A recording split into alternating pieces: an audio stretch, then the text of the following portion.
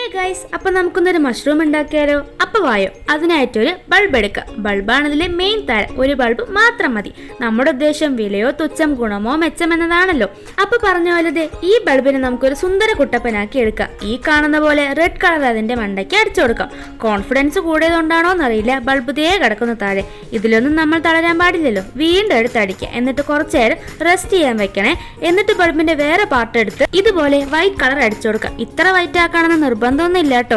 ഞാൻ ചെയ്തു വന്നപ്പോൾ ഒരുപാട് വൈറ്റ് ആയെന്നൊരു സംശയം. ഇനി ഇതേ ഈ കാണുന്ന പോലെ താഴേന്ന് പുല്ല് അടിച്ചു കൊടുക്കാം. പുല്ലാണ് ഞാൻ ഉദ്ദേശിച്ചെന്ന് ആർക്കും സംശയമൊന്നും ഇല്ലല്ലോ അല്ലേ? എന്താണെന്നറിയില്ല, ക്യാമറ ഓൺ ആക്കുന്നതിന് മുമ്പ് വരെ എല്ലാം പെർഫെക്റ്റ് ആയിരിക്കും. പക്ഷേ ഓൺ ആക്കിയ അതെന്തേലും പൊട്ടത്തരാവാതിരിക്കില്ല. അതൊക്കെ പോട്ടെ. ഇനി ഇതേ ഈ പുല്ലിന്റെ മേലെ റെഡ് പൂക്കൾ വരച്ചെടുക്കാം.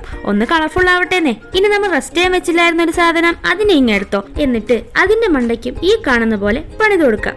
ഇനി കുറച്ച് ഹൈറ്റ് തോന്നാനാണ് ഞാനൊരു അടപ്പ് വെച്ച് അഡ്ജസ്റ്റ് ചെയ്തിരിക്കുന്നത്. അതിന്റെ മേലെ ഇതോടെ വയ്ക്കുമ്പോ ഇങ്ങനെ സെറ്റ് ആയില്ലേ? അപ്പൊ ഇങ്ങനെ വേഗം പോയി ഉണ്ടാക്കിക്കോ.